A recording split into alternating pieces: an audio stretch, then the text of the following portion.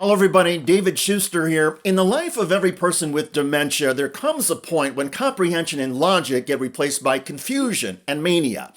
Donald Trump has reached that point or crossed it entirely. The latest example comes from a White House press question to Trump about the FBI's Russiagate burn bags. Trump responded as though someone named Burn Bag had been appointed to lead the case. Bags full of Russiagate documents. Oh, Burn Bag. I thought you said appointed a man named Burn Bag. Go ahead. You got to speak up. Thousands of documents in these bags, supposedly burn bags at the FBI in the secret room. Well, I want everything to be shown. You know, as long as it's fair and reasonable, I think it will be shown and it should be shown. And I think he feels that way, and I think Pam feels that way.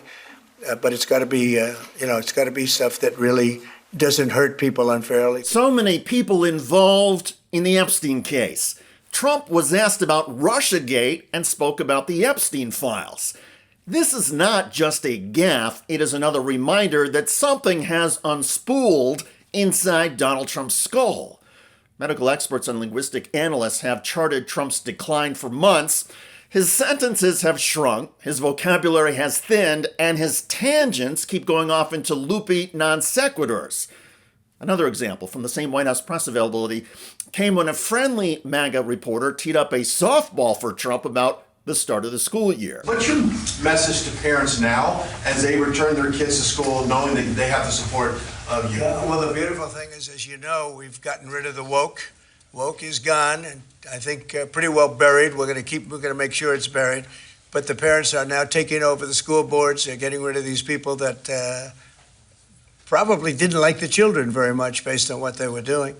And it's a big difference. And, one of the other things, and I keep watching these talking points that the Democrats have, they say, oh, prices are up. No, prices are way down. Actually, the government's own statistics show that prices are up, including for school supplies and kids' clothing. But reality is often tough for people in mental decline. On the economy, Donald Trump tried to tout some new trade deals. Japan, the UK, and the European Union have agreed to make investments in the United States. In exchange, the United States is slapping tariffs at 10 to 25% on their products, which is less than the 30% Donald Trump had been threatening. However, the tariffs on these trading partners before Trump took office were 2%. So Americans buying imported goods will see higher prices. But Donald Trump is trying to latch on to the foreign promises of investment and energy purchases. We have money coming in that we've never even thought about at numbers that nobody's ever seen before. We have a deal with Japan where they're going to pay us $550 billion. We have a deal with Europe where they're doing $750 billion plus $400 billion plus $300 billion. And many other countries, it's likewise, relatively, those are two big ones. But what? Two big deals? Actually, they are framework agreements. Nothing has been signed on paper, and many details still need to be worked out. Also, when Donald Trump says Japan or the EU are going to be paying the United States hundreds of billions of dollars, that is pure Trump fantasy. These nations and trading blocs have made vague pledges of investments and economic activity in the United States, but they will not be paying the U.S. government, even if they follow through and iron out all the details. In other meetings with the press, Trump has rambled on about arresting killers and criminal gangs who entered the United States illegally, but data shows that out of all the deportation arrests, fewer than 10% involve migrant workers who have been charged with a violent crime. Donald Trump keeps talking about people who escaped insane asylums, confusing the mentally ill with people who have sought political asylum. In the midst of all of this, Trump seems unaware of how ICE agents are terrorizing communities and trampling on the Constitution. One of Donald Trump's longtime friends in the media world, Geraldo Rivera, is speaking out. Why are you bothering these people? Why are you going after these people? Why are you targeting these people? I'm telling you, places like East L.A., very heavily, 10% of L.A. is undocumented. East L.A. is probably 50%. East L.A. is going to build a wall around itself to keep the migrant out, to keep the immigration officers out. And why in the world are they wearing masks? Why are they wearing masks? The cops don't wear masks. The FBI doesn't wear masks. Nobody wears masks. Nobody, because they're doing something honorable to protect the people, and yet only immigration officers wear masks. Yeah. It's because they're embarrassed by what they're doing. It's not for fear, it's for embarrassment that they are scooping up Juan and Maria, the meat packer and the poultry processor, or the babysitter or the lawnmower, and they're ruining their lives. I think it's horrible. The policy is horrible, and Trump's mental condition is also horrible.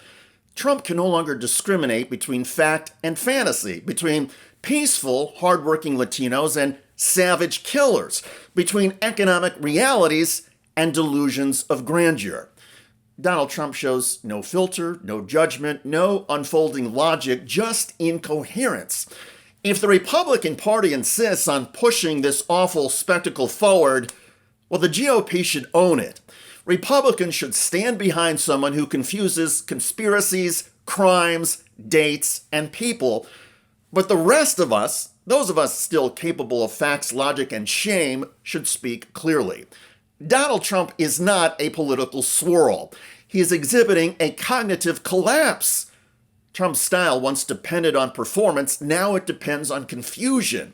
The man is no longer a performance artist, he is an act gone wrong. His confusion is dementia. And our democracy deserves better than a president who thinks burn bag is a name. By the way, Donald Trump's ICE agents recently assaulted an 18-year-old teenage U.S. citizen. The teen is now speaking out. That's not how you arrest me. This was the moment Border Patrol and Florida Highway Patrol officers detained a U.S. citizen while conducting immigration enforcement.